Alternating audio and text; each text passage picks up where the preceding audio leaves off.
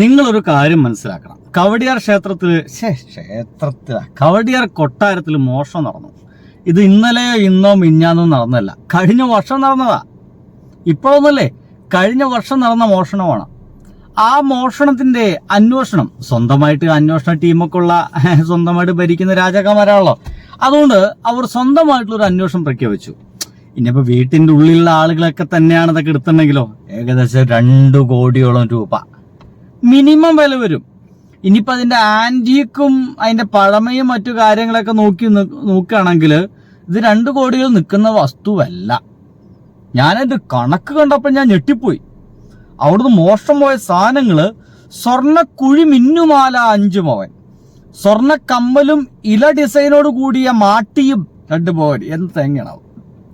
പത്മനാഭസ്വാമിയുടെ ചിത്രം ആലേഖനം ചെയ്ത സ്വർണ്ണ പതക്കവും ചെയിനിയും 1 പവൻ, പച്ചക്കല്ല് പതിച്ച നാഗപട കമ്മലും മാലയും പതക്കവും, റൂബിക്കല്ലുകളും ഡയമണ്ടുകളും പതിച്ച 2 ഒഴുക്കൻ വള 6 പവൻ, 1 പവൻ വീതമുള്ള 5 കുതിരപ്പവൻ നാണയങ്ങൾ, പവിഴവും സ്വർണ്ണമുത്തും ഇടകലർന്ന സ്വർണ്ണ ചെയിൻ 1.5 പവൻ, കറുത്ത മുത്തും സ്വർണ്ണമുത്തും ഇടകലർന്ന പാദസരം 2 പവൻ, വീതി കുറഞ്ഞ സ്വർണ്ണപ്പിരിവള 3 പവൻ, പച്ച ഇനാമൽ 2 ഇലയും നടുക്ക് വെള്ള ഇനാമൽ ശംഖും പതിച്ച സ്വർണ്ണപ്പതക്കവും സ്വർണ്ണ പിരിച്ചെയിനും 2.5 പവൻ, പിച്ചിപ്പി മുട്ട് ഡിസൈൻ സ്വർണ്ണപാദസരം 3 പവൻ, വീതിയുള്ള ഇല ഡിസൈനോട് കൂടിയ 2 വളകൾ 4 പവൻ, കുഞ്ച ചുവപ്പ് കല്ല് പതിച്ച 2 കമ്മലും തൂക്കും. എത്ര പവൻ വലിപ്പെടുത്തില്ല. ഇങ്ങനെ മൊത്തം എന്റെ പൊന്നുസൂത് ഇതൊക്കെ ആന്റിക് വസ്തുക്കളാണ്. ഈ വസ്തുക്കളാണ് മോഷണം പോയിട്ടുള്ളത്. ആ മോഷണം പോയത് ഇന്നലെയല്ല മിഞ്ഞാന്നല്ല, 1 വർഷം മുമ്പ് കൊട്ടാരത്തിൽ നിന്ന് മോഷണം പോയിരിക്കുന്നു. കൊട്ടാരത്തിലെ ആളുകൾ തന്നെ എടുത്തിട്ടുണ്ടാവാൻ സാധ്യതയുണ്ട്. കുടുംബക്കാർ തന്നെ ഇതെങ്ങനെ എടുത്തിട്ട് ആഭരണമായിട്ട് ധരിക്കാനൊക്കെ എങ്ങടിയിലൊക്കെ പോകാൻ വേണ്ടി എടുത്തിട്ടുണ്ടാവോ എന്നതിന്റെ ഭാഗമായിട്ട് അവർ ഇന്റേണലായിട്ടൊരു അന്വേഷണം നടത്തി 1 വർഷം. മോഷ്ടിച്ചിട്ടുണ്ടെങ്കിൽ അവിടെ കൊടുന്നേക്കാം. ഇനിയിപ്പോ നിങ്ങൾക്കൊരു അബദ്ധം പറ്റിയതാണെങ്കിലും അവിടെ കൊടുന്നേക്കാം, മാപ്പ് പറഞ്ഞാൽ മതി. കൊട്ടാരം രാജാവ് രാജ്ഞിമാരൊക്കെ അത് മാപ്പ് നൽകും എന്ന രീതിയിലൊക്കെ അവിടെ വെച്ചു. പക്ഷെ നടന്നില്ല. സംഭവിച്ചതൊക്കെ വേറെയാ. ഇനി വാർത്ത കേട്ടോക്കെ.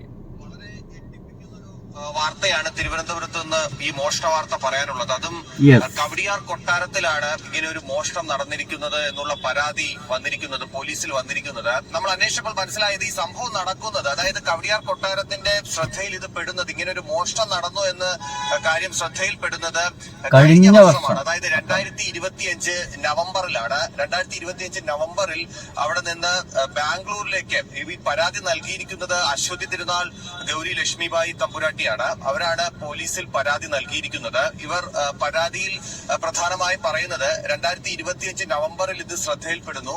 അതിനുശേഷം കൊട്ടാരത്തിനുള്ളിൽ തന്നെ ഇതൊരു അന്വേഷണം നടക്കുന്നുണ്ടായിരുന്നു. അതാണ് സംഭവിച്ചത്. മനസ്സിലായില്ലേ? കൊട്ടാരത്തിനുള്ളിൽ തന്നെ ഒരു അന്വേഷണം നടന്നു. ഇതൊക്കെ സ്വാഭാവികമായിട്ട് നമ്മുടെ വീട്ടിലും ചിലപ്പോൾ സ്വർണ്ണം മറ്റൊക്കെ കാണാതായി കഴിഞ്ഞാൽ വീട്ടിന്റെ ഉള്ളിൽ തന്നെ ഒരു അന്വേഷണം നടക്കുമല്ലോ. ഇതാരപ്പാ കൊണ്ടുപോയത്, നിങ്ങൾ ആരെങ്കിലും എടുത്തിക്കണോ, ആരെങ്കിലും എടുത്തിട്ട് കല്യാണത്തിനോ കളിയാട്ടത്തിനോ പോകാൻ വേണ്ടി ഇട്ടിക്കണോ എന്നതിന്റെ ഒരു അന്വേഷണം ഉണ്ടല്ലേ. ആ ഒരു അന്വേഷണം അവിടെ നടന്നു എന്നാ പറയുന്നത്. ആരെങ്കിലും ധരിക്കാൻ എടുത്തതാണോ, അങ്ങനെയുള്ള കാര്യങ്ങളൊക്കെ എടുക്കുന്നു. അതായത് ഇത് കൊട്ടാരത്തിനുള്ളിലെ ഒരു ഇരുമ്പ് അലമാരയിൽ സൂക്ഷിച്ചിരുന്ന സ്വർണമാണ്. ഏകദേശം ഒരു 2 കോടിയോളം രൂപയുടെ സ്വർണമുണ്ട് എന്നുള്ള വിവരമാണ് ലഭ്യമാകുന്നത്. അങ്ങനെ ഒരു അന്വേഷണം നടന്നതിന് ശേഷം അവർക്കത് ബോധ്യപ്പെട്ടു, അത് കണ്ടെത്താൻ കഴിഞ്ഞില്ല. അപ്പോഴാണ് ഇതൊരു മോഷണം പോയി എന്നുള്ള ഒരു സംശയത്തിലേക്ക് എത്തുന്നത്. അങ്ങനെയാണ് ഈ പരാതി പോലീസിലേക്ക് എത്തുന്നത്. DGPക്കാണ് പരാതി നൽകുന്നത്. പേറുക്കട പോലീസ് ഇത് സംബന്ധിച്ചൊരു FIR ഇട്ടിട്ടുണ്ട്. മെനിങ്ങാന്നാണ് ഇങ്ങനെ ഒരു പരാതി നൽകുന്നത്. അതിനുശേഷം ഇന്നലെ രാത്രിയാണ് പോലീസ് പ്രാഥമിക അന്വേഷണത്തിന് ശേഷം ഈ FIR ഇട്ടിരിക്കുന്നത്. എന്തായാലും സംഗതി സംഭവിച്ച കാര്യങ്ങൾ മനസ്സിലായില്ലേ. അവർ അന്വേഷണം കഴിഞ്ഞതിന് ശേഷം മാത്രമാണ് നമ്മുടെ ജനാധിപത്യപരമായിട്ടുള്ള അന്വേഷണത്തിലേക്ക് വിട്ടത്. എനിക്ക് തോന്നുന്നത് ഇത് ശരിക്കും മോഷണം നടന്നിട്ടുണ്ട് എങ്കിൽ, ഇനി അതല്ല കള്ളൻ കപ്പലിൽ തന്നെ ഉണ്ടെങ്കിൽ ഈ സംഗതി ഒന്നും പുറത്തേക്ക് അറിയാൻ നടക്കുന്നില്ല. പുറത്തേക്ക് അറിയൂല. നിങ്ങൾക്ക് വല്ല വിശ്വാസമുണ്ടോ പുറത്തേക്ക് അറിയുന്നത്? 5 പൈസയ്ക്ക് പുറത്തേക്ക് അറിയില്ല. ഇനി എങ്ങനെ അന്വേഷണം നടന്ന് കള്ളൻ കപ്പലിൽ തന്നെയാണെങ്കിൽ, അതായത് കൊട്ടാരത്തിനുള്ളിൽ തന്നെയുള്ള ഏതെങ്കിലും കൊസവന്മാരാണ് ഇത് മോഷ്ടിച്ചതെങ്കിൽ ആ വിവരം പുറത്തേക്ക് അറിയുമെന്ന് ഞാൻ വിചാരിക്കുന്നില്ലേ.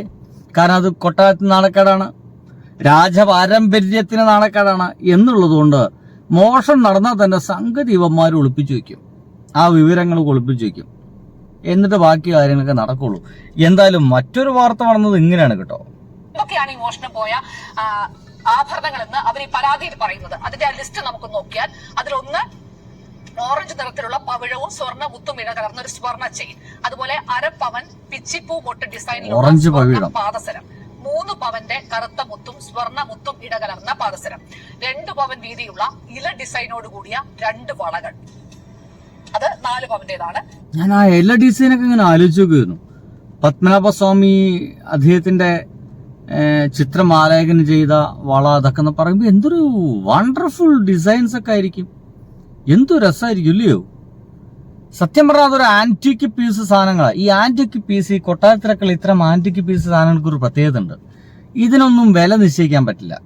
ഇപ്പോഴത്തെ സ്വർണ്ണ വിലയും മറ്റൊക്കെ വെച്ചിട്ട് അളവെടുക്കുന്നതിനേക്കാൾ അപ്പുറം അതിന്റെ കാലപ്പഴക്കം, അതിന്റെ ലെഗസി, അതൊക്കെ വെച്ചിട്ട് പലപ്പോഴും ഇതിനൊക്കെ വില കണക്കാക്കുക. അങ്ങനെയാണെങ്കിൽ ഇതിന്റെ പൊന്നു സുഹൃത്തുക്കളെ കോടിയുടെ സാധനങ്ങളാണ് വിറ്റിരിക്കുന്നത്. പക്ഷേ വിറ്റൊക്കെ എല്ലാം മോഷണം പോയിരിക്കുന്നത്.